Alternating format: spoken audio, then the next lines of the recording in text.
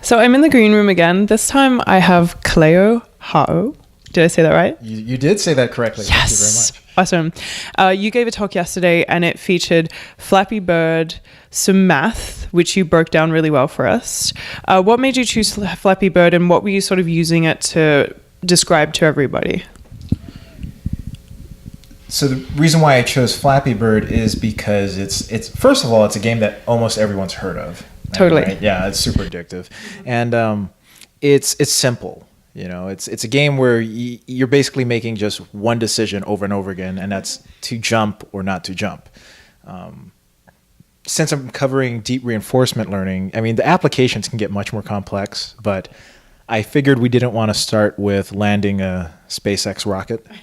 That might have been a bit much. So I feel like that's more than just one button. Like what? Yeah, I know, right? It's like land.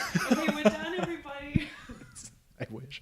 Yeah, no, but if anybody wants to know, like the application goes that far, you know, nice. in terms of things like that or self-driving cars. So you can use it for a lot more things than Flappy Bird. Yeah, but I really appreciated that you chose just like one control for us all to focus on because there was like still a lot of math just for computing that one sort of like, I guess, choice or, you know, potential choices in the future, which that's what I gathered from your talk. So.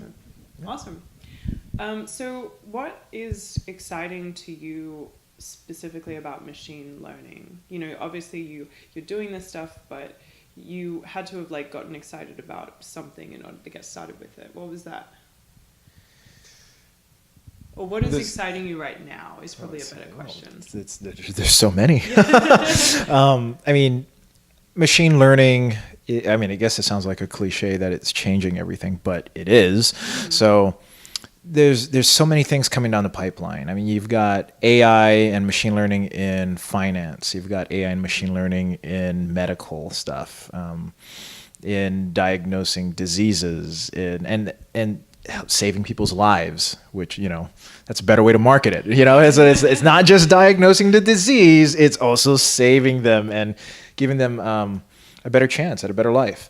You've got self-driving cars that are coming around, which has some frightening things going around with that, but there's still the future is we're going to be living in the age of the algorithm, you know. Yeah, which is both exciting but also terrifying, as you said. Yeah. But that's why it's exciting. Yeah, you know? It's really cool. I think I always fixate on the medical side of things because I feel like we look at X-rays, we look at imaging, we have like cell strains and things like that.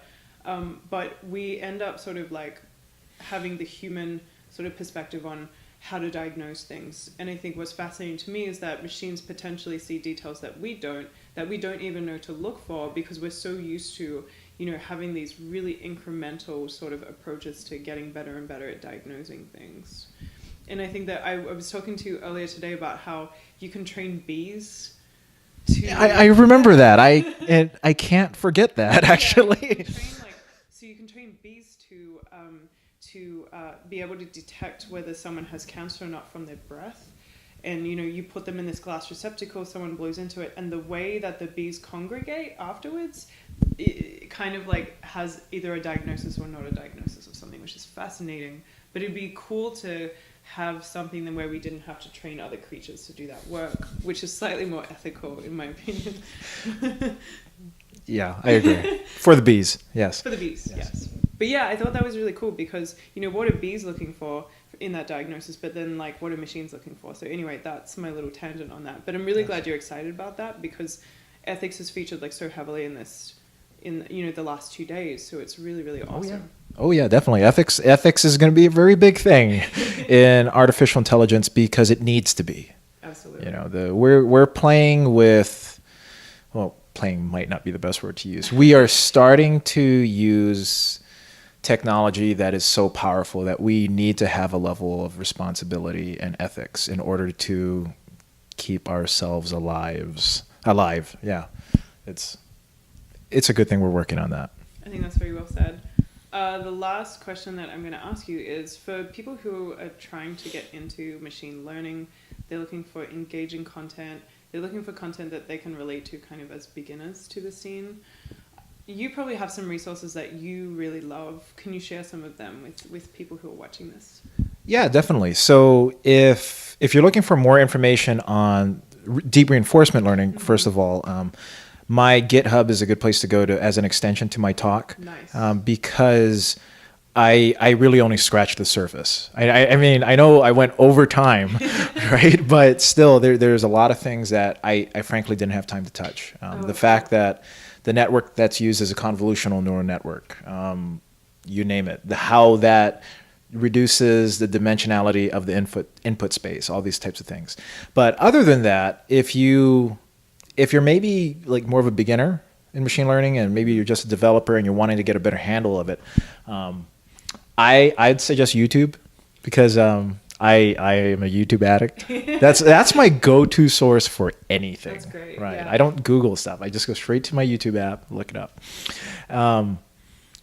Two that I can name off the top of my head. One is Siraj Raval. Okay. I Okay. haven't heard of him. He's great. He's so SIRAJ. We'll make sure to put a link in this video. We will do that. And he's entrepreneurial and he has this channel that is dedicated to teaching machine learning. So, and he has everything from very, very detailed math type of videos to videos that are more like new things that just came out, all the way to music videos.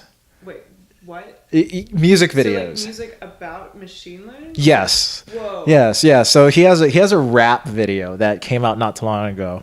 That it's called "Solve It or Die Trying," and I recommend everybody to just watch it because it is awesome, and it shows he's very passionate about it, and he has this quirky sense of humor, and he got me hooked when I first saw his video. That's So cool. so anybody wanting to learn, that's a great resource. Another one would be 3 Blue and 1 Brown. The name of the channel is 3 Blue, 1 Brown.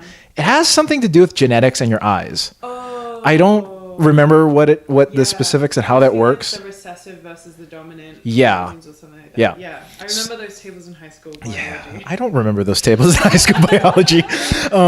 But 3 Blue, 1 Brown, that's another great one. He's very, very good at taking math and linear algebra and complex things and just breaking it down in a way that anybody can understand. That's awesome. He has a great video on neural networks, by the way. One of the best I've ever seen. Oh, okay. Yeah. That's probably the first one I'm going to watch. Yeah. So you mentioned briefly that you have like your code up and stuff. That's on GitHub, and you have the actual Flappy Bird implementation up on GitHub too, right? Yes. Yeah. What's your GitHub handle so they can go? It's 06KAHAO. And I'll make sure you guys have a link to the project. The name of the project is Improved Q Learning in Multiple Environments. That's a long name. That is, I should have thought of use my advertising brain better for that it'll one. be hard to miss. So Yeah. If people come And to GitHub. and by the way, I didn't mention this in my talk either because I ran out of time. It's the Flappy Bird implementation is the environment is an import. Like I'm importing that straight from OpenAI. Oh, really? Yeah, so OpenAI, by the way, is a great resource that you can add onto that list. And they have a lot of gym environments that you can just import. So a lot of different type of video games. They have Minecraft, where you can... What they do is they create environments so that you don't have to, and you can focus on developing algorithms, to learn those Very cool. environments. Very cool. Yeah. Well, thank you for joining me. I actually have a No set problem. of resources to look at, but I'm sure that you all have all felt super inspired by this too. So thanks for joining me in the green room. No problem. Anytime. My full first name is Kaleo. Whoa. You don't have to say that. Okay.